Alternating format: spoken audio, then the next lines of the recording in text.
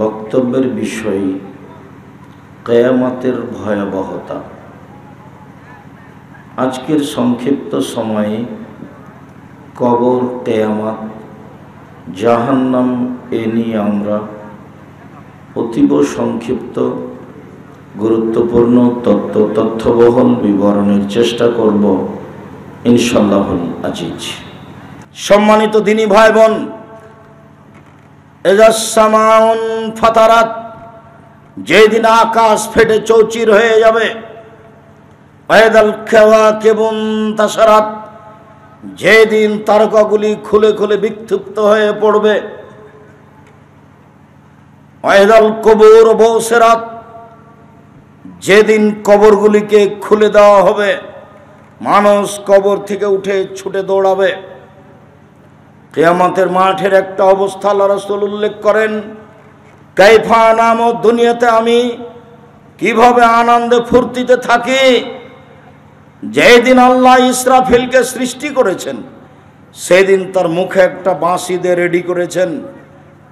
ইয়ান্তাজের মাতা ইউমার বিন নাফকে, ইসরাফিল প্রতীক্ষমান রয়েছেন কখন বাঁশিতে ফোঁক দিতে বলা হবে। তাহলে এই পৃথিবীর কি দাম আছে? পৃথিবী ধ্বংস করার জন্য একটা ফেরেশতা বাঁশি মুখে দিয়ে আছেন। পৃথিবীর জন্মের দিন তার মুখে বাঁশিটা দিয়ে দেওয়া হয়েছে। তাকে বলা হয়েছে, তুমি প্রস্তুত থাকো, যখন আমি বলবো ফোঁক দাও তখনই তুমি ফোঁক দিবে। আমরা যুগ যুগ থেকে পৃথিবীতে বসবাস করছি, কিছু বুঝতে পারছি না। পৃথিবীটাকে ভেঙে দেওয়ার জন্য পৃথিবীর জন্মের দিন ফেরেশতার মুখে দিয়ে দেওয়া হয়েছে বাঁশি। আসলে তোমাকে বুঝাতেই পারিনি কিয়ামতের মাঠ কত কঠিন। ইয়াউমা ইয়াফিরুল মারউ মিন আখিহি ওয়া উম্মিহি ওয়া আবিহি ওয়া সাহিবাতিহি ওয়া বানিহি। কিয়ামতের মাঠ সেই দিন যেদিন মানুষ তার ছেলে থেকে, তার মেয়ে থেকে, তার স্ত্রী থেকে, আহাল পরিবার থেকে পালিয়ে যাবে। কেউ কারোর সাথে কথা বলতে চাইবে না। তার নাম কিয়ামতের মাঠ। কবর যত কঠিন, কিয়ামত তার চেয়ে অনেক অনেক অনেক বেশি কঠিন। কিয়ামত যত কঠিন, জাহান্নাম তার চেয়ে অনেক অনেক অনেক বেশি কঠিন। কি দিয়ে বুঝায় আপনাকে আমি জাহান্নাম কত কঠিন? আল্লাহর নবী জীবনে কোনোদিন সালাত আদায় করেছেন, সালাম ফিরেছেন, জাহান্নাম থেকে বাঁচতে চাননি, এরকম কোনোদিন সালাম ফিরেননি। সালাম ফেরার পূর্বে তিনি জাহান্নাম থেকে বাঁচতে চেয়েছেন।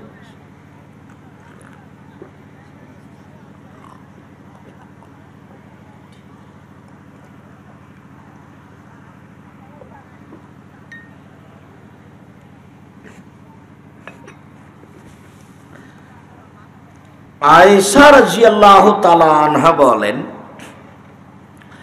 আবু হুরায়রা রাদিয়াল্লাহু তাআলা আনহু বলেন যে আল্লাহর নবী যখন সালাম ফিরতেন, সালাম ফেরার পূর্বে দোয়ায়ে মাসুরা পড়তেন। আমরা দোয়ায়ে মাসুরার দুটা অংশ জানি। একটা অংশ হলো আল্লাহুম্মা ইন্নী যালামতু নফসি যুলমান কাসীরা, হে আল্লাহ, জীবনে খুব পাপ করেছি, ফাগফিরলি, তুমি আমাকে ক্ষমা করো। মাগফিরাতাম মিন ইনদিক, ক্ষমা তোমার পক্ষ থেকে হয়ে থাকে। ওয়ারহামনি, তুমি আমার প্রতি দয়া করো। ইন্নাকা আনতাল গফুরুর রহিম, তুমি তো ক্ষমাশীল, তুমি তো দয়াশীল, তুমি ক্ষমা করো, তুমি দয়া করো। আরেকটা অংশ, আল্লাহুম্মা ইন্নী আউযু বিকা মিন আযাবি জাহান্নাম, আল্লাহ তোমার কাছে জাহান্নাম থেকে বাঁচতে চাচ্ছি। আউযু বিকা মিন আযাবিল কবর, তোমার কাছে কবরের শাস্তি থেকে বাঁচতে চাচ্ছি। আউযু বিকা মিন ফিতনাতিল মাসিহিদ দাজ্জাল, তোমার কাছে দাজ্জালের বিপদ থেকে বাঁচতে চাচ্ছি। আউযু বিকা মিন ফিতনাতিল মাহি ওয়াল মামাত, ইহকালের বিপদ, পরকালের বিপদ, ইহকালের বিপদ, পরকালের বিপদ, ইহকালের সমস্যা, পরকালের সমস্যা থেকে তোমার কাছে বাঁচতে চাচ্ছি। আউযু বিকা মিনাল মাসামি ওয়াল মাগরাম, তোমার কাছে বাঁচতে চাই বড় পাপ হতে, তোমার কাছে বাঁচতে চাই ঋণ কর্য হতে। তুমি বড় পাপ হতে বাঁচাও, তুমি ঋণ কর্য হতে বাঁচাও। ব্যাংকে লোন নিয়ে বাড়ি করবেন না, জীবনে তোবা করবেন, ভুলে হয়ে গেলে 24 ঘন্টার মধ্যে টাকা পয়সা ব্যাংকে ফেরত দেন। আর ব্যাংকে টাকা নিয়ে ব্যবসা চালু করবেন না, খবরদার নয়। গমা সাপ এর চেয়ে অনেক ভালো, খবরদার নয়।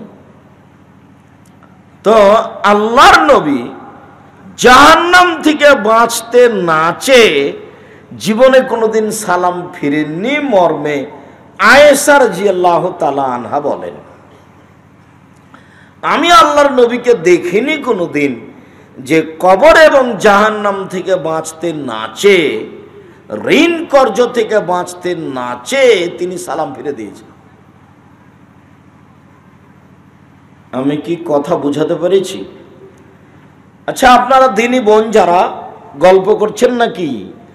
গল্প করতে করতে এসেছেন মহিলা মানুষ, আবার এখানে এসে গল্প করছেন, একটু লজ্জা শরম করেন না কেন?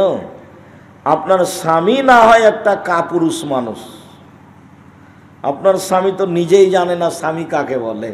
বাপে বিবাহ দিয়েছে, বউয়ের কাছে গেছে, তাই ছেলে হয়ে গেছে, তাই ও বাপ। এক পশু প্রাণীর মতো, গরু ছাগলের মতো, এমনিতেই বাপ। ও নিজে কখনো জানে না বাপ কাকে বলে। 1 মিনিট দেখবেন বাপ কাকে বলে। এ দেখেন, এই ছেলে, এক খেলে আমার দিকে চেয়ে থাকবা, কারো গায়ে হাত লাগাবা না, এক খেলে চেয়ে থাকবা। বাপ কাকে বলে 1 মিনিট। আর রাজুলু সাইয়্যিদ, বাপ হলো কর্তা। আল মারআতু সাইয়্যিদা, মা হলো কর্ত্রী। নিজের কাজ দেখে যে তাকে বলে কর্মী, অপরের কাজ দেখে যে তাকে বলে কর্তা। নিজের কাজ দেখে যে তাকে বলে কর্মী, অপরের কাজ দেখে যে তাকে বলে কর্তা। বাপ কর্তা, ও তার স্ত্রী এবং ছেলে মেয়ের কাজ দেখবে। তোর ছেলেটার নাম হলো লিটন, ওটা কি বাপ? এটা বাপ নয়। দেখবেন আর একটু দেখায়, আল্লাহর নবী বলছেন, মানে ওয়ালাদালাহু ওয়ালাদুন, কারো যদি ছেলে মেয়ে জন্ম নেয়, ফালহিসান ইসমাহু, বাপ যেন একটা সুন্দর নাম রাখে। এবার দেখেন তো বাপ কাকে বলে? বেটির নাম রত্না। ছেলে মেয়ে, ছেলেদের নাম হবে নবীগণের নাম। ছেলের নাম ইব্রাহিম, মুসা, ঈসা, আদম, সুলাইমান, দাউদ, ইয়াকুব, ইসাক, এরকম নাম হবে। আর না হলে গুণবাচক নাম হবে আব্দুল্লাহ, আব্দুর রহমান, আব্দুর রহিম, আব্দুল সত্তার, আব্দুল গাফফার, এগুলো নাম হবে। তো নাম রেখেছে রতন। ও বাপ, আমি বলেছি ওর বাপ ওর বিবাহ দিয়েছে, বউয়ের কাছে গেছে, ছেলে হয়ে গেছে, সেই জন্য ও বাপ। বল হিসাব ও বাপ নয়। ওকে যদি আমি নগারে মাটিতে বাপ নয় এটা প্রমাণ করতে না পারি, তো আমি বক্তব্য দেব না। এমনি পশু প্রাণীর মতো বুঝেও বুঝে না ওরা, অন্তর আছে বুঝে না, দেখেও দেখে না ওরা, চক্ষু আছে দেখে না, শোনেও শোনে না ওরা, কান আছে শোনে না। উলাইকা কাল আনাম, তারা পশু প্রাণীর মতো, তারা গরু ছাগলের মতো, তারা কুকুর শ্রীগলের মতো, বালহুম আজাল, বরং তার চেয়ে খারাপ। এ কথা আমি বলিনি, এ কথা আল্লাহ তাআলা বলেন। মানুষ কুকুর শ্রীগলের মতো, পশু প্রাণীর মতো, খায় হাগে দিন কাটে, বাস মরে যাওয়া, এসেছে চলে গেছে। আর একটু দল করতে হবে, অমুকের চরিত্র ফুলের মতো পবিত্র। একটা সিগারেট দিলে সারাদিন ছুটে বেড়াচ্ছে। তো যদি পশু প্রাণী না হয়, তো এগুলো কি? ও যে একজনের সামনে এইভাবে প্রশংসা করছে, লোকটাকে সামনে রেখে এত প্রশংসা করছে, কি যে দিয়েছে তাকে? 1 প্যাকেট সিগারেট দিয়েছে। মানে এত প্রশংসা করছে। আল্লাহর নবী বলছেন, কেউ যদি কারোর সামনে প্রশংসা করে, তাহলে ওর মুখের উপরে ঢিল ছুঁড়ে মারো। হাদিস মুসলিম। আর যার প্রশংসা করা হয়েছে, ওকে জবে করে দেওয়া হয়েছে, ওকে মেরে ফেলা হয়েছে। ওর যদি এখন ভিতরে একটু খালি জাগে, হ্যাঁ ঠিক বলেছ, তাহলে জাহান্নামে চলে গেছে। এর নাম অহংকার। ও যে সামনে প্রশংসা করলো তখন তার ভিতরে একটু জাগলো কেমন। যারা খুব দামি মোটর সাইকেল চালায় তখন দেখেন না কেমন কেমন করে, এরই নাম অহংকার। তো আল্লাহর নবী বলছেন যার সরিষা সম পরিমাণ অহংকার আছে ও জাহান্নামে চলে গেছে। হাদিস মুসলিম, হাদিস বুখারী মুসলিম। বাপ, 1 মিনিট, বাপ কাকে বলে? 1, সুন্দর নাম রাখবে। 2, শিষ্টাচার শিখাবে, ভালো শিষ্টাচার। 3, বড় হলে বিবাহ দিয়ে দিবে। 4, বিবাহ না দেয় যদি কোনো পাপ করে সেই পাপ বাপের হবে। এখানে 4টার সমন্বয়ে বাপ। শিষ্টাচার শিখাবে। বাপ তো আর কোনোদিন শিষ্টাচার জানে না। শিষ্টাচার কাকে বলে? শিষ্টাচার বাপও জানে না, বেটাও জানে না।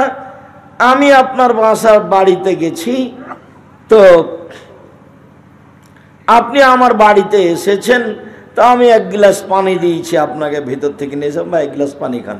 তখন আপনি আমাকে বলছেন ধন্যবাদ। এটা কি বললেন আপনি? আপনি বললেন থ্যাংক ইউ। এটা কি?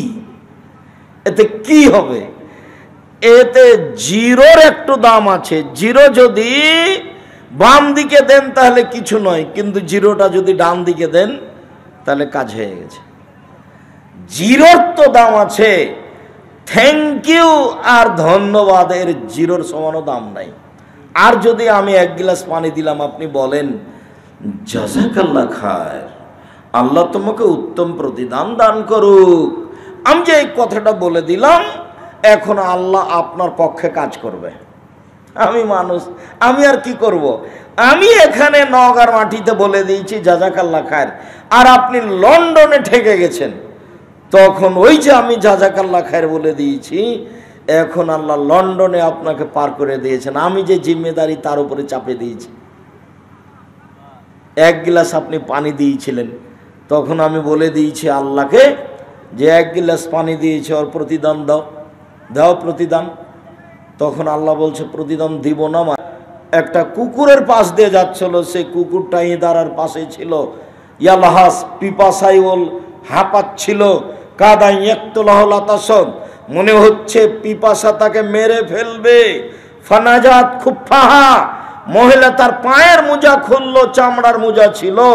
ফামসাকাতু বিমিখমারিহা, নিজের মোজাকে নিজের ওড়না দিয়ে বাঁধলো, বেঁধে ইদারায় নামিয়ে পানি উঠিয়ে কুকুরকে পান করালো।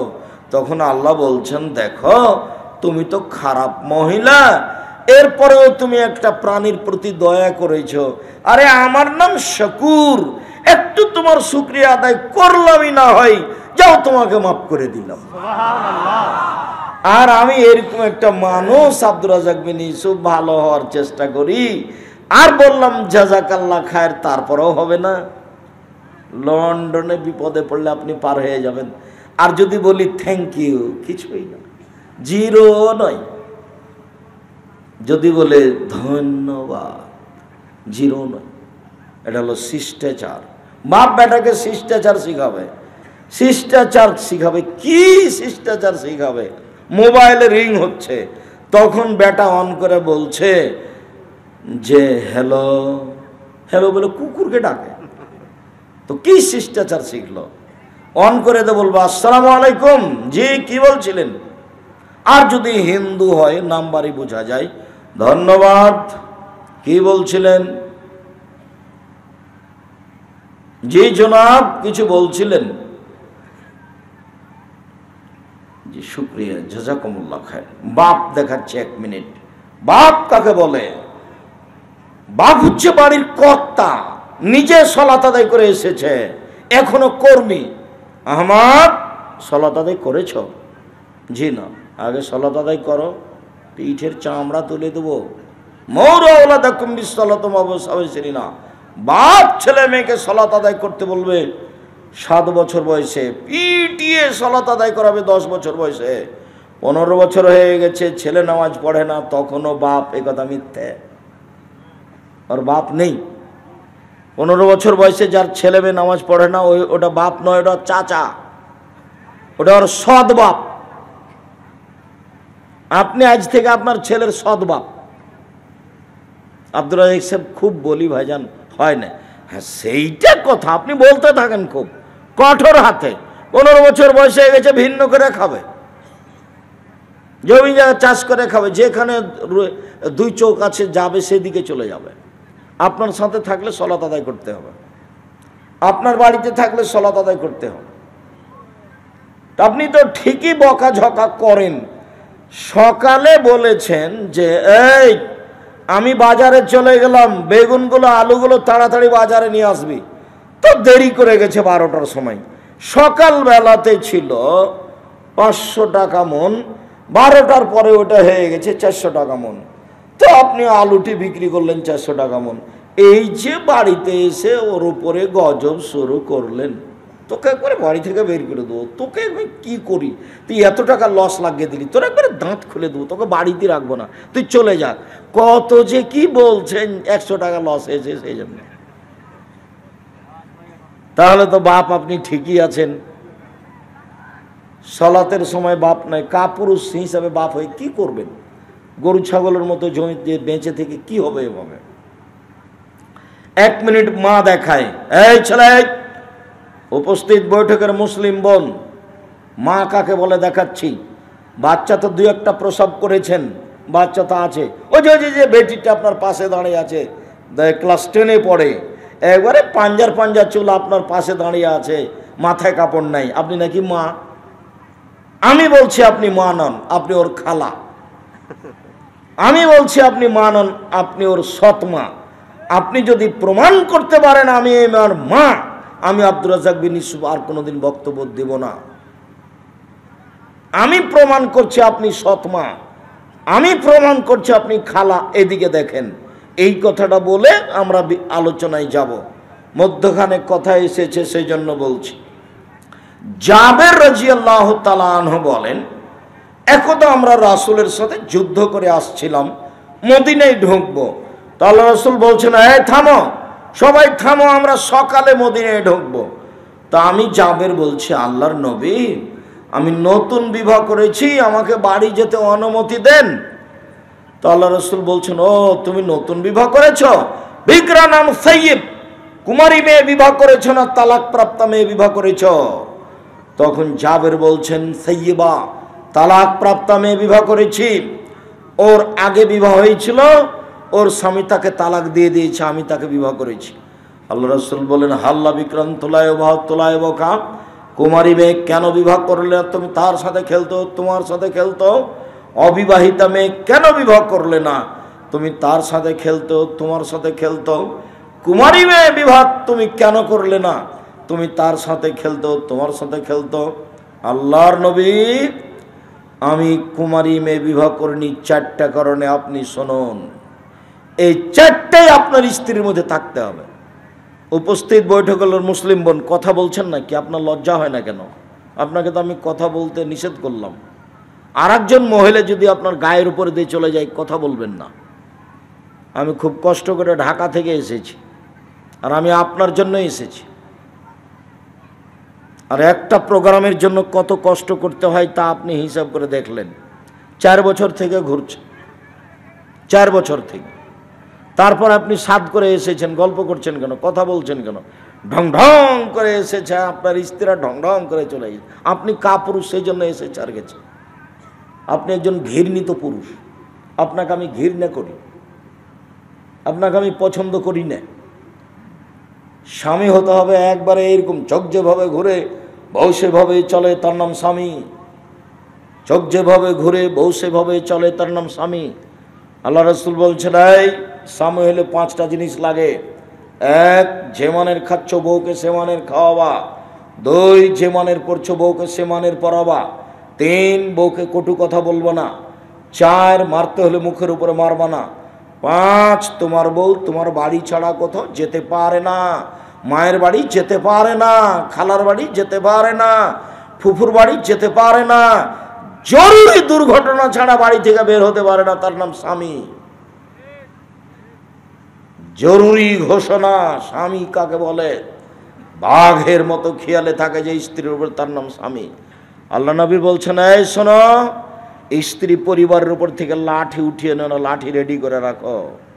আল্লাহ রসুল বলছেন, এই শোনো, স্ত্রী পরিবারকে কন্ট্রোল করার জন্য লাঠি ঝুলিয়ে রাখো। আল্লাহ রসুল বলছেন, এই শোনো, প্রয়োজনে লাঠি যদি বউকে লাগে তাহলে মুখের উপরে মারিয়ে না, মানে লাঠি লাগবে। রাসূল সাল্লাল্লাহু আলাইহি ওয়াসাল্লাম বলছেন, এই শোনো, ছেলে মেয়ে আহাল পরিবারকে পিটিয়ে ঠিক করে যখন সালাত আদায় করবে না। এগুলো আমি বলিনি একটা, এগুলো কে বলেছেন?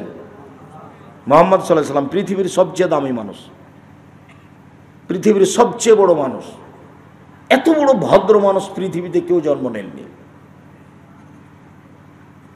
শুধু খালি আপনার স্ত্রীকে কন্ট্রোল করার জন্য এত কথা। আবার বলছেন, এই যুবক দল শোনো, মানিস্তাতা মিনকুমুল বাত ফালিয়াতাজাওয়াজ, যার ক্ষমতা আছে সে যেন বিবাহ করে। বউ নিয়ে আসলে ক্ষমতা হতে হবে, বাড়ি থাকতে হবে, ঘর থাকতে হবে, কন্ট্রোল করার ক্ষমতা থাকতে হবে। কোথায় যাচ্ছ তুমি? দাঁত খুলে দেবো একবারে, এরকম একটা ক্ষমতা থাকতে হবে। ফাইলাম এস্তাতে, যদি না পারে তাহলে রোজা থাকবে, রোজা থেকে থেকে থেকে যৌবন ধ্বংস করবে, বিবাহ করতে পাবে না। এ কথা মুহাম্মদ সাল্লাল্লাহু আলাইহি ওয়াসাল্লাম বলেন। তাহলে আপনার মেয়ে যদি ক্লাস 10-এ পড়ে, এখানে মাথায় কাপড় দিয়ে না থাকে, আর আপনার স্ত্রী যদি এখানে থাকে, তাহলে আপনার বিবাহ করা যায় হয়নি, আপনার বিবাহ করা ঠিক হয়নি। আপনার মতো কাপুরুষ বিবাহ করেই পরিবেশটাকে নষ্ট করেছে। এখন যে মেয়েগুলি যুবতী টেলে ইন্টারমিডিয়েট পড়ে, 10-এ পড়ে, এখন বসে আছে, ও কি হিন্দুর মেয়ে? বুঝে নিলাম নওগাঁ জেলাতে হিন্দু বেশি, বুঝে নিলাম হিন্দু বেশি, এ কথা ঠিক। রাজশাহী কয়েকটাতে, নাটোর মিলে, চাঁপাই মিলে, নওগাঁ মিলে, তাই না? তো নওগাঁয় বেশি হিন্দু আমি বুঝে নিলাম। এরপরেই কই মেয়েটা হিন্দুর মেয়ে? জি না। এরপরেই কই মেয়েটা ইহুদির মেয়ে? জি না। এরপরে কই খ্রিস্টানের মেয়ে? জি না। ওটা আপনারই কারো মেয়ে, মুসলমানের মেয়ে, ও কাপুরুষ, ওকে আমি ঘৃণা করি। মনে কিছু আর নিলে আসে যায় না। আমি আব্দুর রাজ্জাক বিন ইউসুফ জীবনে কোনোদিন সেক্রেটারি সভাপতিকে হিসাব করে জুমার খুতবা দিতে যায়নি কোনোদিন। আল্লাহ আমাকে ওইভাবে 1 মিনিটের জন্য কোনোদিন রাখেনি, 1 মিনিটের জন্য। আপনি আমাকে পথ খরচ দিবেন, কালকে পাথরে দিবেন, এই হিসাব করে আমি আসিনি, পারো না, আপনাকে দিব আমি, আলহামদুলিল্লাহ। ওইভাবে আল্লাহ আমাকে রাখেইনি কোনোদিন। 32 বছর থেকে এই বক্তৃতার জগতে আছে, 32 বছর থেকে, 90 সাল থেকে, 90 সাল থেকে এখন পর্যন্ত এই 32 বছরে আমি মানুষের কাছে কোনোদিন পথ খরচ পাথেও চাইনি, আলহামদুলিল্লাহ। আমি খুব ভালো আছি। আপনাকে আমি যেভাবেই বলি, আপনি আমার দিনী ভাই, আপনাকে আমি শক্তভাবে বলে সংশোধন করতে চাই, এটা আমার জোরালো দাবি।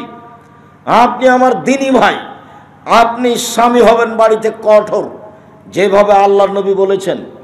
আমি তো পিটাতে বলিনি, আল্লাহর নবী পিটাতে বলেছেন।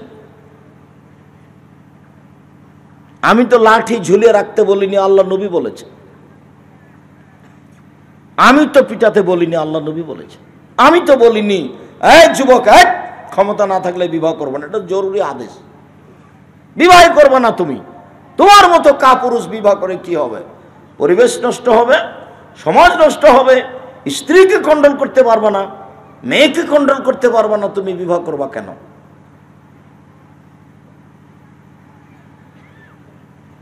সম্মানিত দিনী ভাই, এই ছেলেরা শোনো, তোমার মা কি না এটা প্রমাণ করছি, এ তোমার খালা নাকি এটা প্রমাণ হবে আজকে। আল্লাহর নবী, আমার বাপ, উহুদের যুদ্ধে শহীদ হয়েছেন 6 জন মেয়ে রেখে। আমি আমার বোনদের সমবয়সের মেয়েকে বিবাহ করতে চাইনি, বয়সের মেয়েকে বিবাহ করেছি 4টা কারণে।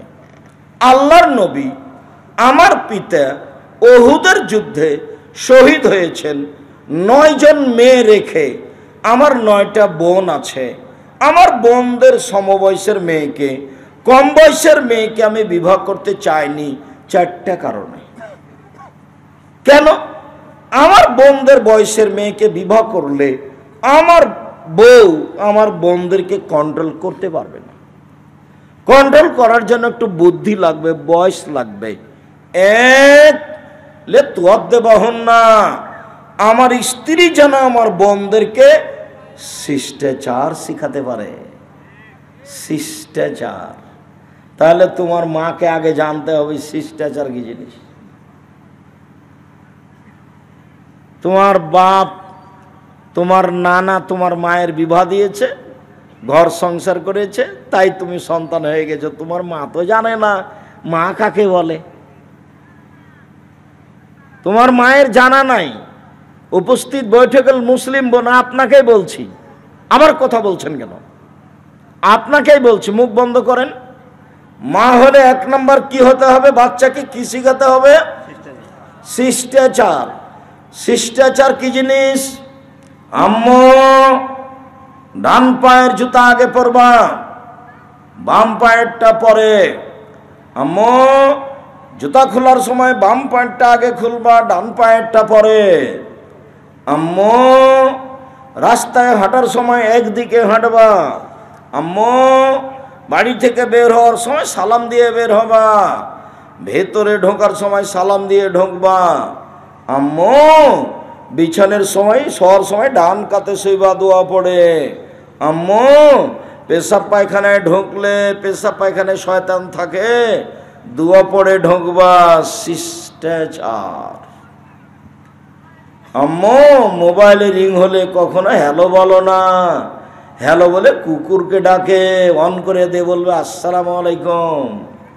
আম্মু কেউ যদি কিছু তোমাকে দেয়, তোমার পেন্সিলটার কলমটা পড়ে গেছিল, তার একটা মেয়ে তোমাকে তুলে দিয়েছে, তখন তুমি বলো না থ্যাংক ইউ, তখন তুমি বলিও জাযাকাল্লাহ খাইর। শিষ্টাচার। মাকে তো শিষ্টাচার শিখতে হবে। জীবিকা নির্বাহ কিন্তু গরু ছাগলের মতো হচ্ছে এমনিতে, বুঝতে পারছেন তো? প্রায় সবারই এমনিতে জীবন চলছে পশু প্রাণীর মতো। বুঝেও বুঝে না, ওরা অন্তর আছে বুঝে না, দেখেও দেখে না, ওরা চক্ষু আছে দেখে না, দেখা দরকার ছিল। শোনেও শোনে না, ওরা কান আছে শোনে না। উলাইকা কাল আনাম, তারা পশু প্রাণীর মতো, তারা গরু ছাগলের মতো, তারা কুকুর শ্রেণীর মতো, বালুমাজাল বরং তার চেয়ে খারাপ। এমনিতেই জীবন করছে, এমনিতেই। না বাপ জানে, না বেটা জানে, না মা জানে, না বেটি জানে, রান্না করে খায় আর হাগে, এভাবেই চলছে। আর মাঝে মধ্যে স্বামী স্ত্রী মিলে ঝগড়া করে। মরে গেলে ছেলে মেয়ে জমি ভাগ করা নিয়ে মারামারি করে। আমাদের গ্রামে বাপ মারার পরে জমি ভাগ করছিল, তাই ঢেঁকি ঢেঁকি মারামারি করে ভাগ করেছে, কেটে কেটে ভাগ করে নিয়েছে। এটা হলো ফলাফল। কি শিখালো বাপ আর কি শিখালো মা, দুইজন মিলে কেউ তো জানে না বাপ কাকে বলে, মা কাকে বলে। তাহলে আমার কথাই ঠিক, বাপে বিবাহ দিয়েছে, বইয়ের কাছে গেছে, তাই সন্তান হয়ে গেছে। বাপ কাকে বলে তার নিজেরও জানা নাই। এক, শিষ্টাচার আমার বউ যেন আমার বোনদেরকে শিখাতে পারে। দুই, তুয়াল্লে মহন্না, আমার স্ত্রী যেন আমার বোনদেরকে বিদ্যা শিখাতে পারে। আম্মু শোনো, রাতে সূরা মুলক পড়ে ঘুমাবা, কবরের শাস্তি হবে না। আম্মু সকালে সন্ধ্যায় ইখলাস ফালাক নাস 3 বার করে পড়বা। আম্মু রাতে যখন ঘুমাবা তখন হাত দুটি এভাবে সামনে ধরে ইখলাস ফালাক নাস এইভাবে পুরো শরীর পরে বলিয়ে নিবা। 1 বার 2 বার ইখলাস ফালাক নাস মুখ দিয়ে শুরু করে সম্পূর্ণ শরীর বলিয়ে নিবা সম্ভবপর। আর একবার ইখলাস ফালাক নাস মুখের উপর দিয়ে হাতটা এভাবে বলিয়ে নিবা। আম্মু শোনো, সূরা বাকারার শেষ 2 আয়াত যদি পড়ো তাহলে রাতে নিরাপদে থেকে যাওয়া, কেউ ক্ষতি করতে পারবে না। আর যদি আয়াতুল কুরসি পড়ো আম্মু, তাহলে শয়তান গেছে। আর আম্মু যদি ফরজ সালাতের পরে আয়াতুল কুরসি পড়ো না, তাহলে তুমি জান্নাতে চলে গেছো। আম্মু তো ঢোকনি কেন? মরণই এই জন্য, মরলেই যাওয়া। মুহাম্মদ সাল্লাল্লাহু আলাইহি ওয়াসাল্লাম এভাবে বলছেন, আমার স্ত্রী যেন আমার বোনদেরকে বিদ্যা শিখাতে পারে, সেই জন্য আমি কম বয়সের মেয়ে বিবাহ করিনি। 3 তুরাজ্জলহুন্না, আমার স্ত্রী যেন আমার বোনদেরকে পরিপাটি করে রাখতে পারে, চুল আঁচড়ে সুন্দর করে ঝকঝকে করে রাখতে হবে, আমার বোনদের নখ কেটে রাখতে হবে, আমার বোনদের নখে এবং পায়ের নখে আপনার মেহেদি দিয়ে সাজগোজ করে রাখতে হবে, নেইল পালিশ দেওয়া হারাম, আমার বোনদেরকে ঝকঝকে করে চকচকে করে রাখবে, দাঁত পরিষ্কার করে রাখবে, তার নাম মা। 4 তাকুমা আলাইহিন্না, আমার বোনদের উপরে পাহারা দিবে। মা মানে পাহারাদার, বাপ মানে পাহারাদার। 3 চিলে লন্ডন গেছে, বাপে আর বেটি ঢাকা বিশ্ববিদ্যালয়ে প্রেমের তাসবি টিপছে, বাপ নাকি পাহারাদার। মা মেয়েকে কলেজে পাঠিয়ে দিয়েছে, দিয়ে বিবাহের শ্বশুরের বাড়িতে গিয়ে বিহায়ের বাড়িতে গিয়ে গল্প জমাচ্ছে, তার নাম মা। মা হলো পাহারাদার। বুঝলাম না পাহারাদার কাকে বলে। 1 মিনিটেই ছেলে, তোমাদের হাই স্কুলের হেডমাস্টার যদি জানতে পারে যে আমার স্কুলের পাহারাদার আজকে জাগেনি, ঘুমিয়েছিল, তোমার হেডমাস্টার তাকে পাহারাদার রাখবে না, বাতিল করে দেবে। দেখো তোমার হেডমাস্টার কি গিয়ে বলো, একটা লোকের চাকরি উনি রাখবেন না, বাদ দিয়ে দিবেন। আর তোমার মা পাহারাদার, এই কথা আমি বলিনি, এই কথা মোহাম্মদ সাল্লাল্লাহু আলাইহি ওয়াসাল্লাম বলেছেন। দেখো তোমার মাই জানে না কাকে পাহারাদার বলে। এই ছেলে, তোমার মা জানে না শিষ্টাচার কি জিনিস, তোমার মা জানে না বিদ্যা কি জিনিস, তোমার মা জানে না পরিপাটি কি জিনিস, তোমার মা জানে না পাহারাদার কাকে বলে। এটা তোমার মা নয়, এটা তোমার সৎ মা, এটা তোমার মা নয়, এটা তোমার খালা। এরপরে বলছি তোমার মা এ কথাই ঠিক, এটা তোমার মা এ কথাই ঠিক, তোমার মা জিম্মেদারি পালন করেনি, তোমার মা তোমাদের পরিবারকে কবর দিয়েছে, তোমার মা তোমাদের পরিবারকে জাহান্নামে ঠেলে দিয়েছে। সাবধান থাকো। প্রসাব করাতে পারলেই মা হওয়া যায় না, বাচ্চাকে দুধ খাওয়াতে পারলেই মা হওয়া যায় না, নীতির নাম মা। পাগলিও বাচ্চা দুধ খাওয়াতে পারে, পাগলিও বাচ্চা প্রসাব করাতে পারে, কিন্তু পাগলির সামনে তার বাচ্চাটা ডান হাতে গিলাস ধরে পানি খাচ্ছে, তখন পাগলি বলতে পারে না, ছি যে আম্মা কি করেছো, ডান হাতে ধরামো, ডান হাতে ধরামো, শয়তান বাম হাতে খায়, এ কথা পাগলি বলতে পারে না। তোমার মাও যদি না বলে, তাহলে তোমার মা পাগলি না পাগলির চেয়ে খারাপ? পাগলির চেয়ে খারাপ। তুমি আজকে বলে দেখো, আপনি আম্মা না আমি আমাদের খালা, আপনি কোনটা আম্মা বলেন তো, আপনি কোনটা? কই আমার প্যান্টটা এখনো নিচে আছে, কই আপনি তো আমাকে কিছু বলেননি আম্মা। আর আমার মাথায় চুল, ছাতা চুল কাটা আছে, ছাতা ওই উপরে এখন পর্যন্ত চাঁচা আছে, আর উপরে একটু চুল আছে, এটা কাবিরা গুনাহ, হারাম। আমার প্যান্টটা এখনো নিচে আছে, আমার দাড়ির চাঁচা আছে। আপনি তো রাত দিন দেখছেন আম্মা কোথায়, আপনি কি আমার খালা নাকি? আব্দুর রাজ্জাক সাহেব যেভাবে বলেছেন তাতে আপনি আর খালা। সম্মানিত দিনী ভাই বোন, বাড়ির পিছন দিকে 2 আয়াত গর্তের মধ্যে যে কবর মাটি মানুষকে রাখা হয়, সেটার নাম কবর নয়। সেটাই যদি কবর হয়, তাহলে তাকে যাকে বাঘে খেলো তার কবর কোথায়? কবরস্থানে যে কবরে মানুষকে রাখা হয়, সেটাই যদি কবর হয়, তাহলে যে আগুনে জ্বলে গেল তার কবর কোথায়? মানুষ যেই কবরে মানুষকে রাখছে, সেটাই যদি কবর হয়, তাহলে যে পানিতে ডুবে হারিয়ে গেল তার কবর কোথায়? কবর এটা নয়। মরার পর থেকে নিয়ে বিচারের দিন পর্যন্ত এই দীর্ঘ সময়ের নাম কবর। সেটা মাটির নিচে হোক, বাঘের পেটে হোক, পানির ভিতরে হোক, জ্বলে যাক, যেখানেই হোক না কেন। সম্মানিত দিনী ভাই বোন, কবরে যদি মানুষ উত্তর দিতে না পারে, তাহলে ফেরেশতা মারবেন। যে ফেরেশতা মারেন চোখে দেখেন না, যে ফেরেশতা মারেন কানে শোনেন না, কানে বধির, চোখে অন্ধ, কোথায় মারছে তার জানা নাই, কত জোরে লোকটা চিল্লাচ্ছে সে বুঝতে পারে না। আল্লাহর নবী বলছেন, ইয়াসিউ সাইহাতান, সে বাপ প্রিয় মারে করে চিল্লায়, ইয়াসমা মা বাইনাল মাশরিক ওয়াল মাগরিব, সারা পৃথিবীতে যত জীবজন্তু কীট পতঙ্গ পদার্থ জড় পদার্থ আছে, সেও শুনতে পায় তার এই কবরের চিৎকার, কিন্তু মানুষ এবং জিন শুনতে পায় না। কি দিয়ে আপনাকে আমি বুঝাই কত জোরে মারে। আল্লাহর নবী বলছেন, মারাই তো মানজারান কাত্তাল কাবর আবজামিন হোক, আমার জীবনে আমি দেখিনি কোনো দৃশ্য যেটা কবরের চেয়ে আশ্চর্য হতে পারে। আমি মোহাম্মদ সাল্লাল্লাহু আলাইহি সাল্লাম জাতির উদ্দেশ্যে বলে যাচ্ছি, পৃথিবীর মানুষ শুনে রেখো, আমার জীবনে সবচেয়ে আশ্চর্য জায়গা হলো কবর। কবরের চেয়ে আমি আশ্চর্যের জায়গা কোনোদিন দেখিনি। আল্লাহর নবী কবরের শাস্তির থেকে বাঁচার কথা না বলে কোনোদিন তিনি সলাতে সালাম ফিরেননি। সম্মানিত দিনী ভাই বোন, কবরের শাস্তি বড় ভয়াবহ। কবরের শাস্তি স্বপ্নের মতো। কবর খনন করে আপনি দেখতে পাবেন না। স্বপ্নে একটা লোক পাশে ঘুমিয়ে আছে, স্বপ্নে দেখছে গোখরা সাপ তাকে তাড়া দিয়েছে, বাপরে মারে করে চিল্লিয়ে চলে যাচ্ছে, আপনি পাশে বসে আছেন, লোকটা কেমন কেমন করছে, একবার চিৎকার করলো, তা আপনি বলছেন এই তোর কী হয়েছে, তুই এরকম করছিস কেন? আরে বলছেন গমা সাপ আমাকে গোখরা সাপ তাড়া দিল, অনেক বড়, একবারে লাল টকটো এরকম মোটা, ও একবারে দিনের মতো বিবরণ দিচ্ছে, অথচ আপনি দেখতে পাচ্ছেন না। ওই যে মক্কার জনক ইমাম বাড়ি থেকে বেরে, মসজিদ থেকে বেরে একটা কবর খনন করে দেখলো একটা সাপ লাশকে ধরে আছে, এটার নগদ মিথ্যা কথা। কবরের শাস্তি কেউ দেখতে পারে না। কবরের শাস্তি মানুষের আয়ত্তের বাইরে।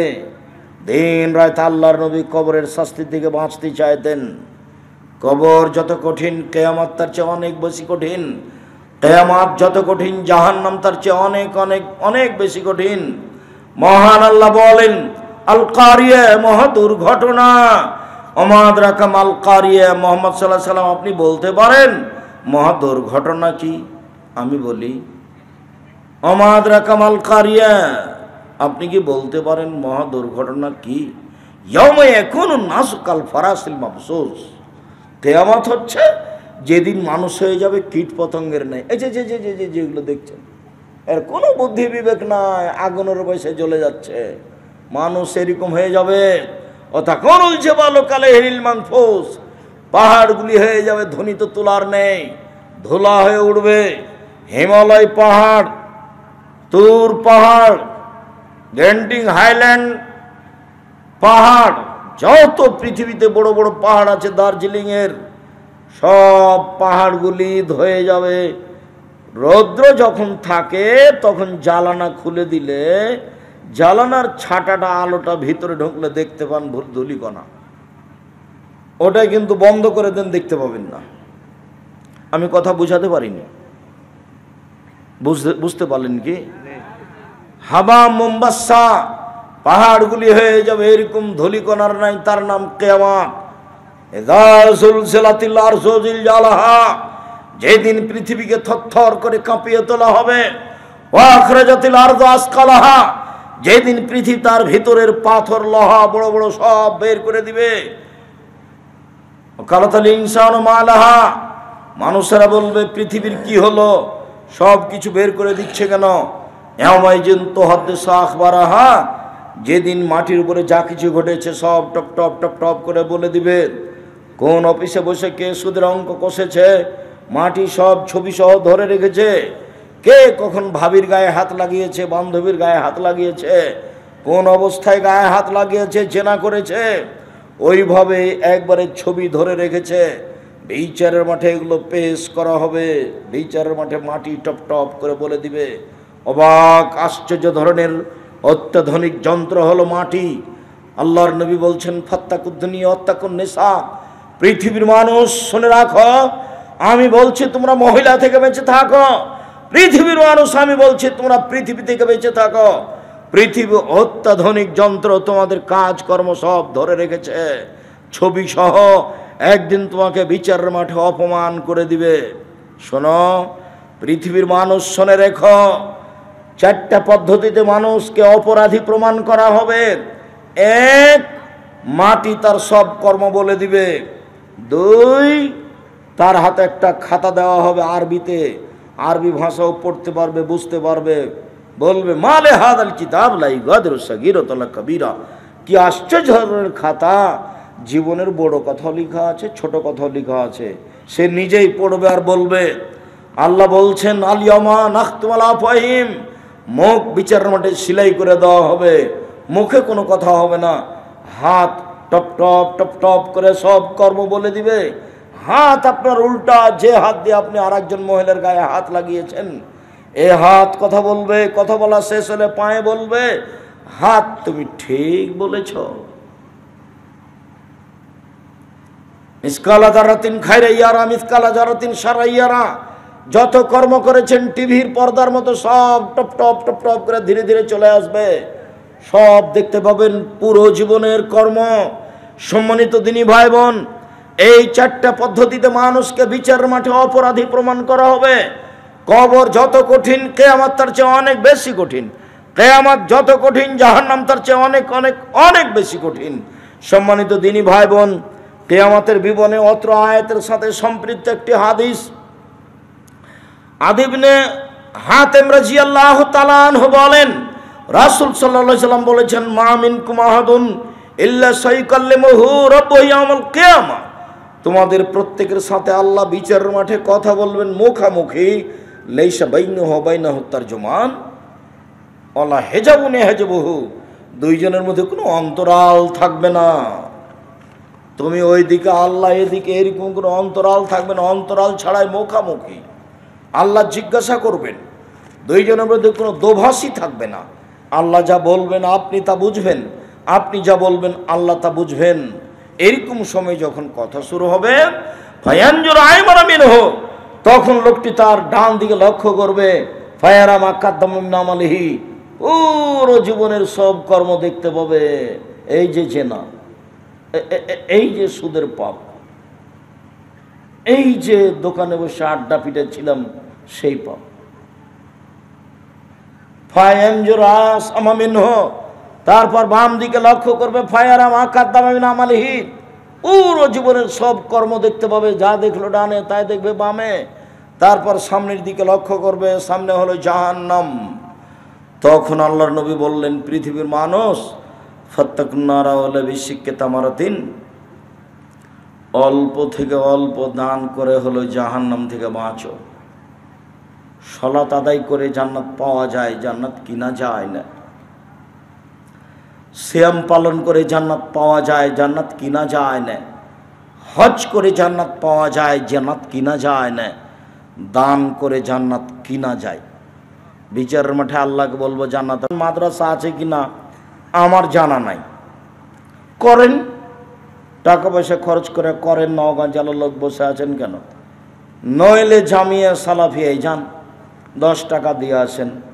এই দেশের শিরক মুক্ত প্রতিষ্ঠান জামিয়া সালাফিয়া, এদেশের বিদআত মুক্ত প্রতিষ্ঠান জামিয়া সালাফিয়া, এদেশের দল মুক্ত প্রতিষ্ঠান জামিয়া সালাফিয়া, এদেশের সংগঠন মুক্ত প্রতিষ্ঠান জামিয়া সালাফিয়া, এই দেশের হিংসা মুক্ত প্রতিষ্ঠান জামিয়া সালাফিয়া, এদেশের ছেলে মেয়েকে উন্নত মানের বাংলা, ইংরেজি, আরবি শিখিয়ে দেওয়ার ব্যতিক্রম প্রতিষ্ঠান জামিয়া সালাফিয়া, যেখানে দেশ বিদেশের শিক্ষক অবস্থান করেন। আপনার বাড়ির পাশে যেটা আছে জামিয়া সালাফিয়া ডাঙ্গিপাড়া পাওয়া রাজশাহী, এটা 20 বিঘা জমির উপরে। এখানে একটা মসজিদ হয়েছে, 4 তলার কাজ চলছে 90% জমির উপরে, যার 1 তলায় 3000 মানুষ সালাত আদায় করতে পারে। এখানে একটা একাডেমিক ভবন তৈরি হয়েছে, 3000 ছাত্র একসাথে ওখানে ক্লাস করতে পারে। আর আপনার যেটা জামিয়া সালাফিয়া রূপগঞ্জ, নারায়ণগঞ্জ, ঢাকা, এটা 51 বিঘা জমির উপরে। যেদিকে মেয়েরা অংশ আছে, মেয়েদের অংশ প্রায় 20 বিঘা হবে, বাকি ছেলেদের অংশ আছে। এইখানে একটা মসজিদের কাজ আরম্ভ হয়েছে 200 শতক জমির উপরে। ভারত, বাংলাদেশ, পাকিস্তানের আহলে হাদিসের সঠিক আকীদার সবচেয়ে বড় মসজিদ, যার 1 তলায় 10,000 মানুষ সালাত আদায় করতে পারবে। কাজ আরম্ভ হয়েছে 200 শতক জমির উপরে। জামিয়া সালাফিয়া তেঘরা, বিরল, দিনাজপুর হাই রাস্তার সাথে লাগা প্রায় 20 বিঘা জমির উপরে। যদি নওগাঁ জেলায় এরকম কোনো 10টা টাকা দেওয়ার মতো প্রতিষ্ঠান না থাকে, তাহলে বাড়ির পাশে জামিয়া সালাফিয়া ডাঙ্গিপাড়ায় দিয়ে আসেন, না হলে রূপগঞ্জ, নারায়ণগঞ্জে দিয়ে আসেন। এই জামিয়া সালাফিয়ায় 4500 ছেলে মেয়ে আছে, 305 জন এতিম আছে, 500 জন অসহায় আছে, 250 জন শিক্ষক শিক্ষিকা কর্মচারী আছেন, যাদের প্রতি মাসে বেতন লাগে 30 লক্ষ। কিভাবে চলে সেটা আমি জানি না, নওগাঁ জেলার লোক দেয়, সেই জন্য চলে। কি বলেন আব্দুর রাজ্জাক সাহেব, আমরা একদিন 10 টাকাও দিইনি। দেননি, অবশ্যই দিয়েছেন, নাহলে চলছে কিভাবে? জামিয়া সালাফিয়া কোনো বিদেশি সংস্থাই চলে না, জামিয়া সালাফিয়া কোনো ব্যক্তিগত মানুষের সহযোগিতাই চলে না, জামিয়া সালাফিয়া আপনাদের মতো সাধারণ মানুষের সহযোগিতাই চলে। যদি নওগাঁয় আপনার এরকম কোনো প্রতিষ্ঠান না থাকে জাহান্নাম থেকে বাঁচার, জামিয়া সালাফিয়া দিয়ে আসেন। সামনে বৃহস্পতিবার শুক্রবার জামিয়া সালাফিয়া রূপগঞ্জ নারায়ণগঞ্জ সম্মেলন হতে যাচ্ছে। প্রতিষ্ঠান দেখে আসা হবে, মসজিদের কাজ দেখে আসা হবে। আপনি আমার দিনী ভাই হিসাবে রূপগঞ্জ জামিয়া সালাফিয়ার সামনে বৃহস্পতিবার সোমবার দেশ বিদেশের সর্বোচ্চ শিক্ষিত মানুষ বিষয়ভিত্তিক বক্তব্য দিবেন। সেখানে কোনো বদনাম গীবাত হবে না, কোনো দলের কথা হবে না। দল মুক্ত প্রতিষ্ঠান জামিয়া সালাফিয়া, সংগঠন মুক্ত প্রতিষ্ঠান জামিয়া সালাফিয়া, হিংসা মুক্ত প্রতিষ্ঠান জামিয়া সালাফিয়া, শিরক মুক্ত প্রতিষ্ঠান জামিয়া সালাফিয়া, বিদআত মুক্ত প্রতিষ্ঠান জামিয়া সালাফিয়া। ছেলে মেয়েকে বাংলা, ইংরেজি, আরবি উন্নত মানের শিক্ষা দেওয়ার মাধ্যম জামিয়া সালাফিয়া। আমার মনে বড় সাধ, আমি এই দেশের মাটিতে উন্নত মানের প্রতিষ্ঠান করে ছেলে মেয়েকে বাংলা, ইংরেজি, আরবি উন্নত মানের শিক্ষা দিয়ে জাতির অন্যায়ের বিরুদ্ধে লড়বো। মুখে কলমে মিডিয়াই লড়বো ইনশাল্লাহ, আজ হোক আর কাল হোক। আমি মুখে লড়ে যাচ্ছি, কলম আমার পাশে আছে, মিডিয়া আমার সামনে আছে। 32 বছর আমি জাতিকে ফাঁকি দিনি। জাতির যদি রাস্তাঘাট করে দিতে না পারি, জাতির যদি স্কুল কলেজ করে দিতে না পারি, জাতিকে চূড়ান্ত সঠিক ধর্ম দিতে পারবো ইনশাআল্লাহ। ধর্মের ব্যাপারে জাতিকে ফাঁকি দিয়ে আমি আব্দুর রাজ্জাক বিন ইউসুফ পরকাল হারাতে রাজি নই।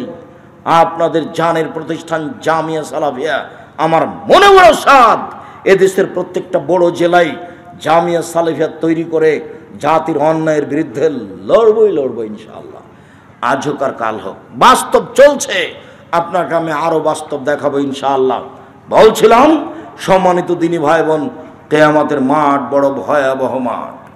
রাসূল সাল্লাল্লাহু আলাইহি সাল্লাম বলছেন, তুদনা শামসু ইয়াউমাল কিয়ামা, সূর্যকে সেদিন মানুষের মাথার উপরে করে দেওয়া হবে। কামেদারে মাইলিন, 1 মাইল উপরে থাকবে। অর্ধহাত যেটা শুনেছেন সেটা মিথ্যা কথা। তখন মানুষের শরীর থেকে ঘাম বের হবে। আল্লাহ রাসূল বলছেন, মিনহুম মায়াকুনো এলা কাবাইহে, কারো কারো পায়ের ঘাম হবে টাকনু পর্যন্ত, কারো কারো ঘাম হবে হাঁটু পর্যন্ত, কারো কারো ঘাম হবে কোমর পর্যন্ত, কারো কারো ঘাম হবে নাক পর্যন্ত। এর নাম কিয়ামতের মাঠ। এলকা ইব্রাহিম আবাহু আজার, বিচার মাঠে ইব্রাহিম আলাইহিস সালাম তার বাপ আজরের সাথে সাক্ষাৎ করবেন। ওয়ালাওয়াজে আজার কাবরাতুন কাবারা, ওই সময় আজরের মুখখান থাকবে মলিন। ইব্রাহিম আলাইহিস সালাম বলবেন, আপনাকে আমি বলিনি আপনি আমার নাফরমানি করিয়েন না। আব্বা, আপনাকে আমি বলিনি আপনি আমার নাফরমানি করিয়েন না। তখন বাপে বলবে, আলিয়াউমাল আসিকা, বেটা আজ তোমার নাফরমানি করব না, আজ যাই বলবে তাই মেনে নিব। বিচার মাঠে কিছু বলার থাকবে না। বাপের এইটুকু কথা শুনে আল্লাহকে বলবে, আল্লাহুম্মা ইন্নাকা ওয়া'আদতানি আল্লাহ তুখজিয়ানি ইয়াওমা ইউবাসুন। ইব্রাহিম, তোমাকে আমি বিচারের মাঠে অপমান করব না। আজ আমার বাপ জাহান্নামে যাবে, আমি জান্নাতে যাব, এর চেয়ে বড় অপমান কি হতে পারে? তুমি আমার সাথে ওয়াদা করেছো ইব্রাহিম, তোমাকে আমি বিচারের মাঠে অপমান করব না। আজকে আমার বাপ জাহান্নামে যাবে, আমি জান্নাতে যাব, এর চেয়ে বড় অপমান কি হতে পারে? তখন আল্লাহ বলবেন, ইব্রাহিম ইন্নী হারামতুল জান্নাত আলাল কাফিরিনা, যারা আমাকে মানেনি, আমার নবী ইব্রাহিমকে মানেনি, তারা কাফের, আমি তাদেরকে জান্নাতে দেব না। ইব্রাহিম আলাইহিস সালাম তার বাপকে জান্নাতে নিয়ে যেতে পারবেন না। ইব্রাহিম আলাইহিস সালামের বাপ জাহান্নামে যাবে। আব্দুর রাজ্জাক সাহেব বলেছেন যে মোহাম্মদ সাল্লাল্লাহু আলাইহি সাল্লামের বাপ মা জাহান্নামে যাবে। তখন হুজুর এমন খেপে গেছেন, একেবারে তেলে বেগুনে জ্বলে গেছে। যাক, জাহান্নাম জান্নাত যাই হোক, 1 মিনিট, এইটা বুখারী মুসলিমের হাদিস। বিচারের মাঠে ইব্রাহিম আলাইহিস সালাম তার বাপের কিছুই করতে পারবেন না।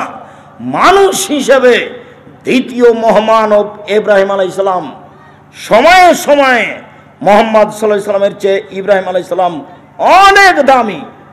যখন সপ্তম আকাশের উপরে আমাদের নবী গেলেন জিবরাইলের সাথে, তখন জিবরাইল আমাদের নবীকে বললেন, ও ইব্রাহিম, হো আবুকা ফাসাল্লিম আলাইহি, ইনি হচ্ছেন ইব্রাহিম, ইনি আপনার বাপ, আপনি তাকে সালাম দেন। আমাদের নবী একটু আগিয়ে গেলেন, আগিয়ে গিয়ে বলছেন, আব্বা আসসালামু আলাইকুম, আব্বা আপনাকে সালাম। তখন ইব্রাহিম আলাইহিস সালাম বলছেন, ওয়া আলাইকুম আসসালাম ইবনি সলিহ নবী সলি, ও আমার সৎ ছেলে, ও আমার সৎ নবী, তোমাকেও সালাম। সম্মানিত দিনী ভাই বোন, ইব্রাহিম আলাইহিস সালাম তার পিতাকে বিচারের মাঠে জান্নাতে নিয়ে যেতে পারবেন না। বিচারের মাঠ বড় জটিল। আপনাকে দেখাচ্ছিলাম বিচারের মাঠে কেউ কারোর সাথে কথা বলতে পারবে না, কেউ বিচারের মাঠ থেকে অনুপস্থিত থাকতে পারবে না। ইদা শামসু কুব্বিরাত, যেদিন সূর্যকে আলোহীন করে দেওয়া হবে।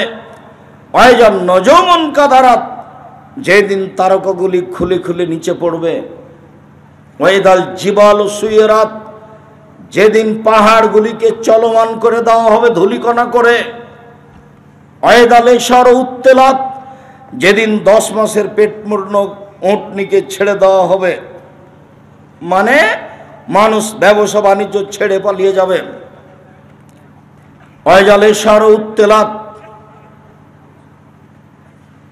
সম্মানিত দিনী ভাই বোন, এজাস সামাউন ফাতারাত, যেদিন আকাশ ফেটে চৌচির হয়ে যাবে।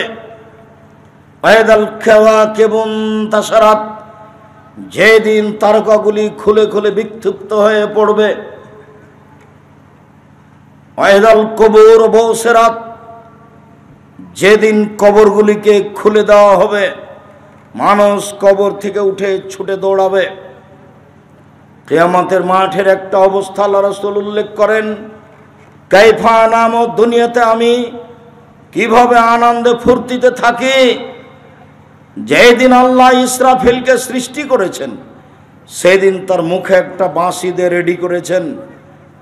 ইয়ান্তাজের মাতা ইউমার বিন নাফকে, ইসরাফিল প্রতীক্ষমান রয়েছেন কখন বাঁশিতে ফোঁক দিতে বলা হবে। তাহলে এই পৃথিবীর কি দাম আছে? পৃথিবী ধ্বংস করার জন্য একটা ফেরেশতা বাঁশি মুখে দিয়ে আছেন। পৃথিবীর জন্মের দিন তার মুখে বাঁশিটা দিয়ে দেওয়া হয়েছে। তাকে বলা হয়েছে, তুমি প্রস্তুত থাকো, যখন আমি বলবো ফোঁক দাও, তখনই তুমি ফোঁক দেবে। আমরা যুগ যুগ থেকে পৃথিবীতে বসবাস করছি, কিছু বুঝতে পারছি না। পৃথিবীটাকে ভেঙে দেওয়ার জন্য পৃথিবীর জন্মের দিন ফেরেশতার মুখে দিয়ে দেওয়া হয়েছে বাঁশি। কবর যেমন কঠিন, কিয়ামত তার চেয়ে অনেক বেশি কঠিন। কিয়ামত যত কঠিন, জাহান্নাম তার চেয়ে অনেক অনেক অনেক বেশি কঠিন। আপনাকে আমি কি দিয়ে বুঝাই কিয়ামত কত কঠিন, জাহান্নাম কত কঠিন? সেই দিনের ব্যাপারে রাসূল সাল্লাল্লাহু আলাইহি সাল্লাম বলছেন, লা আদরি মা ইউফালু বি, আমার সাথে কি আচরণ করা হবে তা আমি নিজে বলতে পারছি না। মহান আল্লাহ বলেন, ফামান খাফাত মাওয়াজিনুহু, যার নেকির পাল্লা হালকা হয়ে যাবে বিচারের মাঠে, তার থাকার জায়গা হবে অতীব গভীর গহ্বর হাবিয়া। ওমাদরাকা মা হিয়া, মুহাম্মদ সাল্লাল্লাহু আলাইহি ওয়াসাল্লাম আপনি কি বলতে পারেন অতীব গভীর গহ্বর হাবিয়া নামক জাহান্নামটি কি? আমি বলি, নারুন হামিয়া, তা হচ্ছে জ্বলন্ত উত্তপ্ত আগুন। জাহান্নাম বলতে আগুন। যেদিন বিচারের মাঠে মানুষের পাপ নেকি উল্লে ওজন হবে। শোনেন, হিন্দুদের পাপ নেকি ওজন হবে না কেন বলেন তো? নেকি নাই, সেজন্য। এক পাল্লাতে তো নেকি দিতে হবে, আর এক পাল্লাতে পাপ দিতে হবে, তাহলে তো ওজন হবে। তো নেকি নাই তো ওজন হবে কি দিয়ে? ইহুদিদের পাপ নেকি ওজন হবে না, খ্রিস্টানদের পাপ নাকি ওজন হবে না। ফালা নকিম আলাহুম ইয়াউমাল কিয়ামাতি ওজনা, ওদের পাপ নাকি বিচারের মাঠে ওজন হবে না। ওদের কপাল এবং পা একসাথে ধরে জড়িয়ে জাহান্নামে নিক্ষেপ করা হবে। এই কথা আল্লাহ তাআলা বলেন। আমি আপনাকে বিচারের মাঠ বুঝাতে খুব কষ্ট পাচ্ছি, কি দিয়ে বুঝাই? এক একটা স্তরে এক এক রকম কত স্তর আছে বিচারের মাঠে। যারা একটু জুলুম করেছে তাদের বিচার দেরিতে হবে। ভালো মানুষের বিচারের সময়সীমা এক ওয়াক্ত ফরজ সালাতের সমান, 5 থেকে 7 মিনিট। কেউ যদি একটা রিক্সাওয়ালাকে 20টা টাকা দিয়ে ধমকে বিদায় করে দিয়ে থাকে, ও জালেম, তার বিচার পরে হবে। কেউ যদি জোর করে জমি দখল করে থাকে তাহলে তার বিচার পরে হবে। কেউ যদি যাকাত না দেয়, ওসর না দেয়, তাহলে ফকিরের টাকা মেরে খেয়েছে, ওর বিচার পরে হবে। যদি 1 দিন দেরি হয় তাহলে 50,000 বছর, আর যদি 3 দিন দেরি হয় 1.5 লক্ষ বছর। জনাব, এবার আপনাকে একটু বলে, এই ছেলে বসো, তুমি আমাকে ব্যস্ততা দেখাচ্ছ। আমি তো ঢাকা ফিরে যাব, গাড়িতে ক্লাস নেব ইনশাআল্লাহ। তুমি আমাকে কি ব্যস্ততা দেখাচ্ছ? তুমি কি মনে করছো আমি আব্দুর রাজ্জাক বিন ইউসুফ তাফসির মাহফিল করতে এসেছি? কিসসা কাহিনী বলবার আপনি বাদাম খাবেন? 1 মিনিট আপনি 19-20 হতে পাবেন না। এক খেয়ালে আমার দিকে চেয়ে থাকবেন। অল্প দিন বাঁচতে এসেছি, ধৈর্যের পরিচয় দিয়ে ভালো কিছু করে যাই। অন্যায় কিছু করে লাভ হবে না, ফেরাউন ডুবে গেছে। অন্যায় কিছু করে জুলুমবাজি করে লাভ হবে না। মানুষের পিছে পিছে বেরিয়ে কোনো লাভ নাই।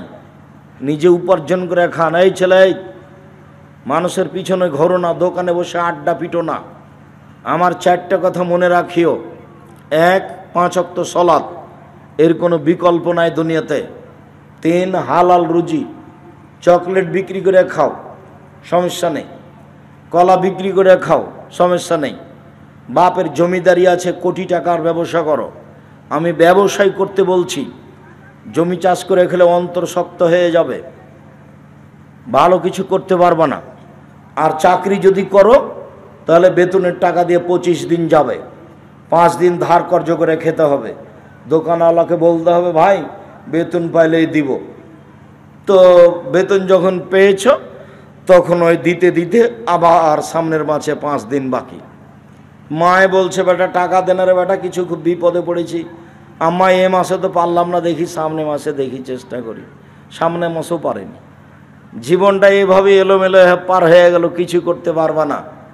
আর যদি বউ একটু তোমার প্রতিকূলে হয়, অনুকূলে না হয়, বউ পরীক্ষা করবে, একটু দেখবা, পরীক্ষা করবে, করো তো। কালকে সকালে একবারে নতুন 1000 টাকার নোট 3টে তোমার মার হাতে দিয়ে দিব, তোমার বইয়ের সামনে। তোমার বইয়ের মুখখান দেখিও তো কেমন লাগে। তোমার বউ মনে করছে আমার স্বামী ধপ করে আকাশ থেকে আমার কোলে পড়ে গেছে, তাই এ স্বামী। যদিও তোমার বউ জানে যে কে কেমন ভাবে দুনিয়াতে আসে, তোমার খবর তোমার মা জানে। আমার মা আমি যখন বললাম 1982 সালের 16 মে রোজ সোমবার সকাল 6টার সময় বাড়িতে ঢুকে আমি বলছি, মা আমি ইন্ডিয়া চলে গেল। তখন আমার মার হাতে আটা লেগেছিল। কেন আমার মা এত সকালে রুটি বানাচ্ছেন তা আমার মনে নেই। চুলাতে ভাত রেডি হয়ে আছে, তারপরেও কেন আটা হাতে আমি বুঝতে পারি না। আমার মা আমার পিছনে পিছনে হাঁটতে লাগলেন, বলতে লাগলেন, ইন্ডিয়া যাস না, পুলিশে ধরে মারবে। আমার মা অনেক দীর্ঘ সময় ধরে অনেক পথ হেঁটে চলে আসলেন। আমার মা যখন দেখলেন আমি আর ফিরব না, তখন আমার মা ফিরে আসলেন। আমি আল্লাহকে বলি, আমার মা কি করেছে সেটা আমি দেখতে চাই না। আমার মা আমাকে পড়ানোর জন্য জীবন বাজি রেখে চেষ্টা করতো, তুমি তাকে মাফ করো। আমি একদিন প্রতিষ্ঠানে যাব না বলে না চলে পড়তাম। দেরি করে নদী থেকে আসছি, গ্রামের মানুষ আমরা দৌড় দিয়ে নদীতে গিয়ে নামতাম, সাঁতার দিতাম। অনেক দেরি করে এসেছি, যাব না এই জন্য। 12টা বেজে গেছে, আমার মা খাওয়ার নিয়ে রেডি হয়ে আছে। আমাকে বলছে তাড়াতাড়ি খেয়ে নে, আজকে তুই মাদ্রাসা যাবি। আমি বলছি যাব না। বলছে না যেতে হবে। আমি বলছি না যাব না, যেতেই হবে। তখন আমি বলছি তাহলে ভাত খাবো না। তা আমার মা বলছে খাস না। তা আমি উঠে গেলাম। আমি উঠে নে, ব্যাগটা আমার মা সাজিয়ে রেখেছে, আমি ব্যাগটা হাতে করে বের হয়ে যাচ্ছি। তো আমার মা বলছে টাকা নে। তখন আমি বলছি টাকা নেব না। আমার মা বলছে টাকা নিস না, তবু তোকে যেতে হবে। আমি খাওয়া ছাড়া টাকা ছাড়া বাড়ি থেকে বের হয়ে গেলাম। আমার মা নরম হয়নি। আমার মায়ের সাধ ছিল বড় পড়ানোর। যে কোনো ছেলের, যে কোনো ফকির ফাকরাকে দেখলে ভিক্ষে দিলে আমার মা বলতেন, তুমি আমার ছেলেটার জন্য দোয়া করিও। এমন কোনো ফকির আমাদের বাড়ি থেকে যায়নি যাকে আমার মা ভিক্ষা দেওয়ার পরে দোয়া করার জন্য বলেনি। সম্মানিত দিনী ভাই বোন, বাপ মাকে মূল্যায়ন করার চেষ্টা করেন। আমি যখনই বিদেশে গিয়ে বক্তব্য দিই তখন আমি বলি মানুষকে, দেখো তুমি তোমার স্ত্রীর নামে অ্যাকাউন্ট খোলো না, ভুল হবে। তুমি 5 বছর বিদেশে আছো, টাকা তুমি তোমার স্ত্রীর নামে পাঠালা, যেদিন তুমি দেশে ফিরবার সময় হবে সেদিন তোমার বউ টাকা পয়সাটা নিয়ে পালিয়ে যাবে। সেদিন তুমিও কাঁদবে, তোমার মাও কাঁদবে, তোমার বাপও কাঁদবে। সেদিন 3 জন একসাথে হয়ে যাওয়া, তোমার বউ ভিন্ন হয়ে যাবে। আজকে তোমার বউ কাছে আছে আর তোমার বাপ মা তোমার দূরে আছে। যেদিন তুমি বিপদে পড়ে যাবা সেদিন দেখবে তোমরা 3 জন, তোমার বাপ আর তোমার মা আর তুমি। তার আগে পর্যন্ত তোমার বউ তোমার সাথে আছে, তোমার বউ কাছে। আমার মা বলতো 3 জানের বড়ি, নারী হলো 3 জানের বড়ি। আমার মা মাঝে মধ্যে এভাবে বলতেন, বাড়ি থেকে বের করার সময় আমার মা বলতেন, 4টা কাজ করো না। 1 দোকানে বসিও না, 2 প্রাইভেট পড়ায়ও না, 3 কারোর সাথে বন্ধুতালি করো না, 4 দাওয়াত খায়ও না। প্রাইভেট পড়ায়ও না, দোকানে বসিও না, বন্ধুতালি করিও না, প্রাইভেট পড়ায়ও না।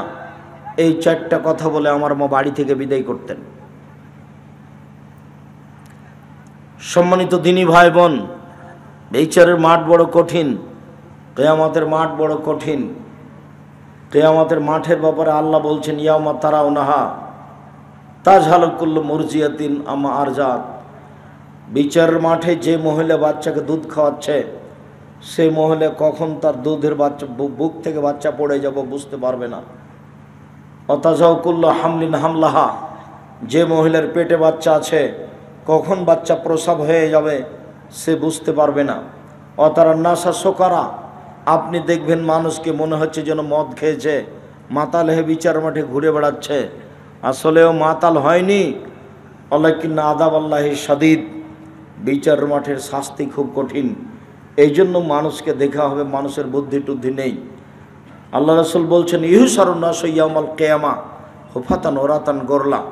বিচারের মাঠে মানুষকে একাত্রিত করা হবে, কারো খাতনা দেওয়া থাকবে না, পায়ে জুতা থাকবে না, কারো পরনে কাপড় থাকবে না, মহিলা পুরুষ সবাই উলঙ্গ থাকবে। তখন আয়েশা রাদিয়াল্লাহু তাআলা আনহা বলছেন, আল্লাহর নবী, আর রিজালুন নিসাউ জামিআন বাজুম ইলা বাজিন, মহিলা পুরুষ একসাথে উলঙ্গ হয়ে থাকবে। আল্লাহর নবী, একজন আরেকজনের দিকে দেখবে, এটা কেমন হয়ে গেল? আপনি কি বললেন? বিচার মাঠে মানুষ উলঙ্গ হয়ে থাকবে, কারো পরনে কাপড় থাকবে না, একজন আরেকজনকে দেখবে। তখন আল্লাহ রাসূল বলছেন, আয়েশা আলামরা আসাদ্দু মিন যালিকা ইয়ানজুরু বাজুম ইলা বাজিন, সমস্যার চেয়ে অনেক অনেক অনেক জটিল। কেউ কাউকে তাকিয়ে দেখবে এরকম কোনো বুদ্ধি কারো থাকবে না। আসলে তোমাকে বুঝাতেই পারিনি কিয়ামতের মাঠ কত কঠিন। ইয়াউমা ইয়াফিরুল মারউ মিন আখিহি উম্মিহি ওয়া আবিহি ওয়া সাহিবাতিহি ওয়া বানিহি। কিয়ামতের মাঠ সেই দিন যেদিন মানুষ তার ছেলে থেকে, তার মেয়ে থেকে, তার স্ত্রী থেকে, আহাল পরিবার থেকে পালিয়ে যাবে।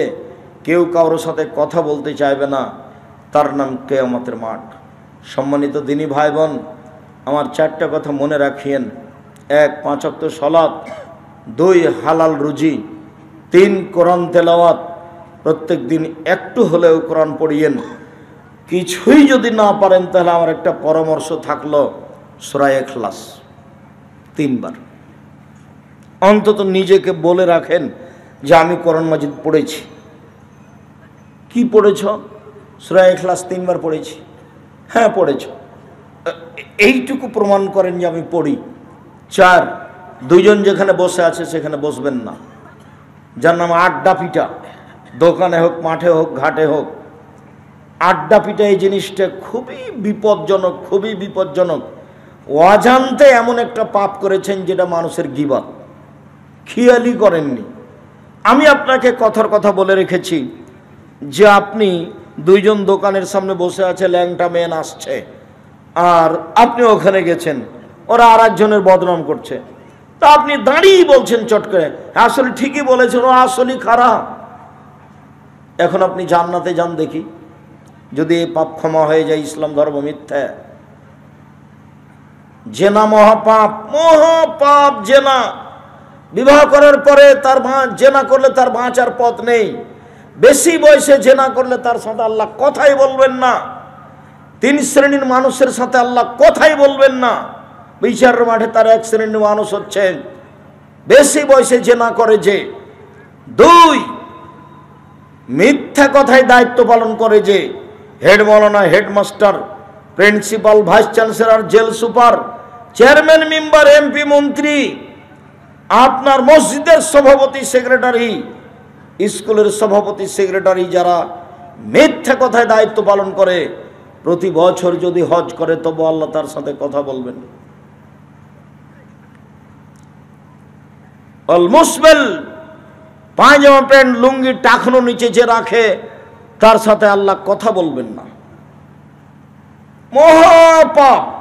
তারপরে যদি আল্লাহকে বলে আল্লাহ আমার ভুল হয়েছে, আমি জেনা করেছি, আমাকে মাফ করো, আল্লাহ বলবেন আচ্ছা ঠিক আছে যাও, আমি ৭০ বছর বয়সে একদিনও সালাত আদায় করিনি, আমাকে মাফ করো। আচ্ছা করলাম, যাও। আমি কোটি কোটি টাকার সুদ খেয়েছি, আমার ভুল হয়েছে, আমি লেনদেন বন্ধ করলাম, আমাকে মাফ করো। আচ্ছা যাও, করলাম। আল্লাহ আমি যে সেদিন দোকানে দাঁড়িয়ে বলেছিলাম আসলেও খারাপ, এটা মাফ করো। বলছে আমি কি জালেম যে আমি পাপ ক্ষমা করে দেবো? তুমি আর একজনের বদনাম করেছ, আমি ক্ষমা করব? মানে আমি যদি ক্ষমা করে দিতাম, আমি আল্লাহ জালেম, আমি জুলুম করি না, আমি আল্লাহ জুলুম আমার উপরে হারাম করেছি। এখন যদি হজ করতে চলে যান আর যদি না আসেন কোনো দিন, মরা পর্যন্ত যদি কাবা ঘরের গিলাপ ধরে বলেন আল্লাহ আমি যে ওই লোকটার বদনাম করেছি, আমাকে মাফ করো, আল্লাহ যদি ক্ষমা করে দেন আল্লাহ হবেন জালেম। আল্লাহ বলেছেন আমি জুলুম করব না, আমি আমার উপরে জুলুম হারাম করেছি, আমি ওই পাপ ক্ষমা করব না। যার বদনাম করেছ তার হাত ধরে ক্ষমা নেও গা, ক্ষমা করলে ভালো। আর যদি ক্ষমা না নেও, বিচারের মাঠে তোমার ওই পরিমাণ নেকি তাকে দিয়ে দেবো। তোমার যদি নেকি না থাকে, ওর পাপ নিয়ে তোমার উপরে চাপিয়ে দেব। বুঝা গেল কথা কি? তাহলে ক্ষমা এটা তওবা করে হবে না। এই বোকা ছেলেগুলো, তার জন্য আমি তোমাদেরকে বলি, দেখো এইভাবে উমুকের চরিত্র ফুলের মতো পবিত্র বলে ঘুরে বেড়ায়। আমার দল সংগঠন করলেই আর একজনের কি করা লাগবে? বদনাম লাগবে, গীবত করা লাগবে। এমন কোনো বেটা দল সংগঠন করে বদনাম করে না। আমি তোমার মরা পর্যন্ত সময় দিলাম, তুমি বের করবা। তোমার কথাই বলছি, তুমি নিজেকে প্রমাণ করতে পারবে না, খুব কঠিন জিনিস। তুমি ওর সাথে গেছো মানে তোমাকে তো বদনাম করা লাগবেই। চাঁপাই নবাজের ভাষা তো তোমার বাপকে বদনাম করা লাগবে। তুমি তো করবাই, তোমার বাপও করবে। যার জন্য বলেছি হালাল রুজি উপার্জন করেন, মানুষের বাড়িতে কাজ করে হোক, মানুষের বাড়িতে কাজ করে বসবাস করবো, জীবিকা নির্বাহ গৌরবে জীবিকা নির্বাহ করবো। কারো অধীনে থাকতে রাজি নই, কারো পিছনে পিছনে ঘুরতে রাজি নই। 4 নম্বরটা থাকলো দোকানে বসে আড্ডা পিটবেন না। আড্ডা পিটা চিরদিনের জন্য হারাম, বসবেনই না। দোকানে এসেছেন, জি আসসালামু আলাইকুম, ভাই লবণ আছে? জি 1 কেজি দেন। এ আছে, কাঁচা মরিচ আছে? জি 100 দেন। হাতে নেবেন না মরিচ, হাতে নিলে আবার ওই মরিচটা আপনি আপনার এতে দিয়ে দিবেন, আপনার ঝুড়িতে দিয়ে দিবেন, তখন আপনি জালেম, তখন আর জান্নাত হবে না। আব্দুর রাজ্জাক সাহেব বুঝতে পারিনি কথাটা, একটু বুঝিয়ে বলেন তো। ওটা হলো জুলুম। ওই যে গরিব মানুষ সারাদিনে 5 কেজি মরিচ বিক্রি করবে, তা আপনি যে বলছেন তোমার মরিচ কেমন দেখি, মরিচ ভালো, কি করে দিচ্ছ? একটা হাতে নিয়েছেন, হ্যাঁ আচ্ছা 100 দেব, দিয়ে ওই 100 দাঁড়িয়ে পাল্লা হয়ে গেছে। হাতের মরিচটা আপনি কোথায় রাখবেন? যদি আপনি আপনার ব্যাগে রাখেন আপনি জালেম, যদি ওর ডালিতে রেখে দেন তাহলে আপনি এখন মোমেন। ছিঁড়া টাকাটা আগে দিবেন না ভালোটা আগে দিবেন? মানুষের মানবিক গতি ছিঁড়েটা আগে দিবে। একটু পরে ভালোটা দেওয়াই লাগে। তার মানে আপনি এখনো মুমিন হননি। আপনাকে আমি আপনি আমার দিনী ভাই, আপনাকে আমি অনুরোধ করছি আজ থেকে ভালোটা দেওয়া শুরু করবেন। ছেড়েটা বাদ পড়লে আপনার কাছে বাদ পড়ুক। টাকার ভিতরে ছিঁড়েটা ঢুকে কোনোদিন পার করার চেষ্টা করবেন না। অল্পের জন্য ঈমান হারায়েন না। মন চায় না যে ওই ছেঁড়েটা কি করে দিই, ভালোটার মধ্যে ঢুকে দিই যেন বুঝতে না পারে। তখন ও আবার এরকম করে মেল করে দেখে দেখে বলছে না এটা নিব না। তখন আপনি বলেন কত চেষ্টা করলাম কিন্তু টাকাটা চালাইতে পারলাম না। কেমন বেঈমান মানুষ! সামান্য ব্যাপারে জাহান্নাম কিন্তু অল্পতেই।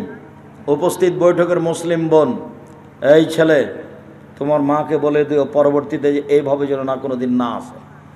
আমি আব্দুর রাজ্জাক বিন ইউসুফ এসেছি, তোমার মা ভদ্রতা বজায় রেখে বাড়ি থেকে আসবে, চুপচাপ বসে থাকবে, আমি সালাম দেব তারপরে যাবে।